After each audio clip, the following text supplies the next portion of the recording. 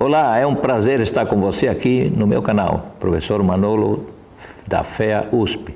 Estou no YouTube, estou no Instagram e também você pode me ver no site da Ordem dos Economistas do Brasil.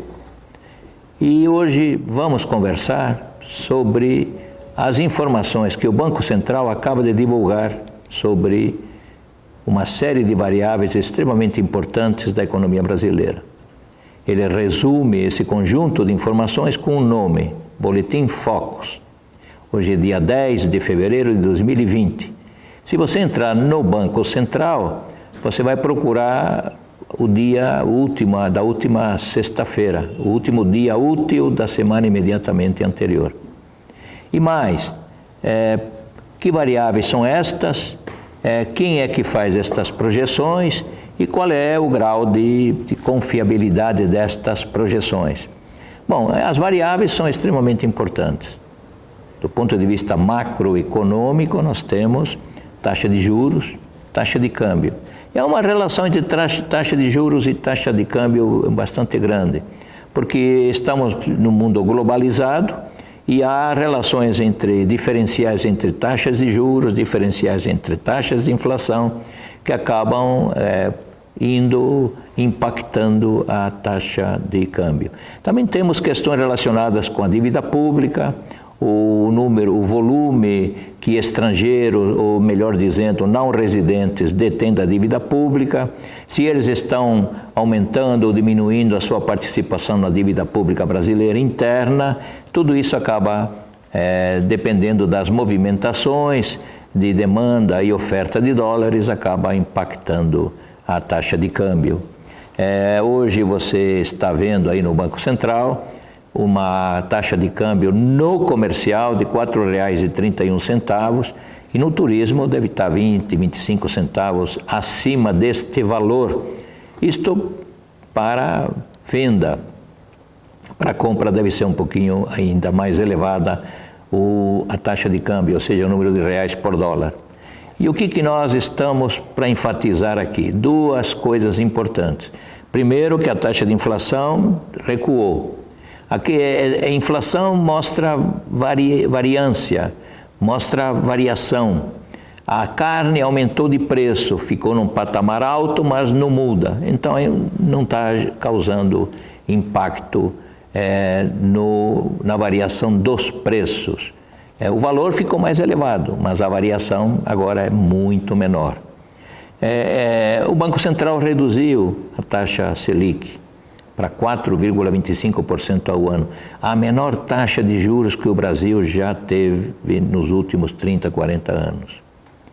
E esta taxa tem uma série de impactos macroeconômicos nas tuas decisões, inclusive, se você tem uma graninha, deixa a grana na poupança, deixa a grana em renda fixa, num CDB, vou para a Bolsa de Valores.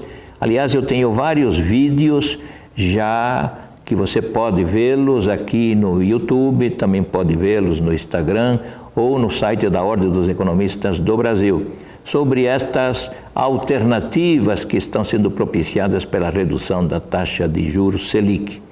E essa redução da taxa de juros Selic tem impacto, claro, sobre a taxa de câmbio.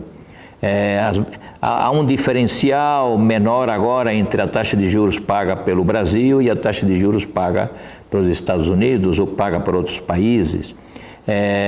Provavelmente nesses outros países as variações da taxa de câmbio sejam diferentes e isso acaba também criando flutuações sobre a taxa de câmbio no Brasil. E há uma questão que depois iremos tratar, que é a questão sobre o número de não residentes, o volume de dívida que os não residentes têm e suas respectivas participações na dívida pública interna brasileira. Inflação está indo bem, dando uma boa notícia. A taxa de juros é a menor possível nos últimos anos. Taxa de câmbio, não sabemos. O Banco Central adotou uma política diferente desde agosto do ano passado e está enfrentando o mercado, as volatilidades do mercado de câmbio, no mercado à vista. Antes ele atuava no futuro, tentando controlar pelo futuro, controlar o à vista. e o volume de reservas tem sido afetado consideravelmente em relação àquele volume que tradicionalmente a gente falava, olha, temos 380 bilhões de dólares de reservas.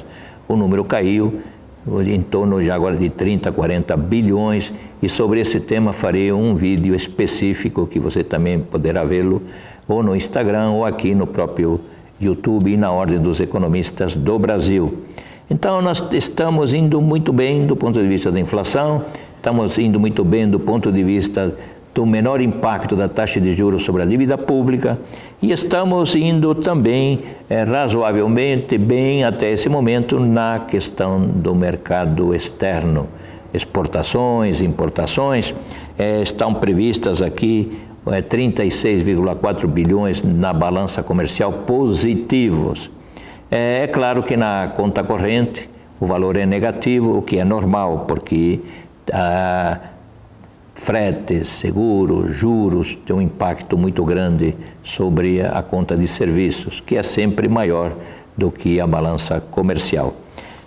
Uma boa notícia está relacionada com o impacto que nós temos tido nesses últimos meses sobre as contas do setor público. E a previsão é que o déficit, o rombo nas contas do setor público fique em torno de 1,1% do PIB. O PIB está em torno de 7 trilhões, então estamos falando para este ano de 2020 de um rombo, apesar da reforma da Previdência, de um rombo perto de 77, 80 bilhões de dólares. 77, 80 bilhões de reais.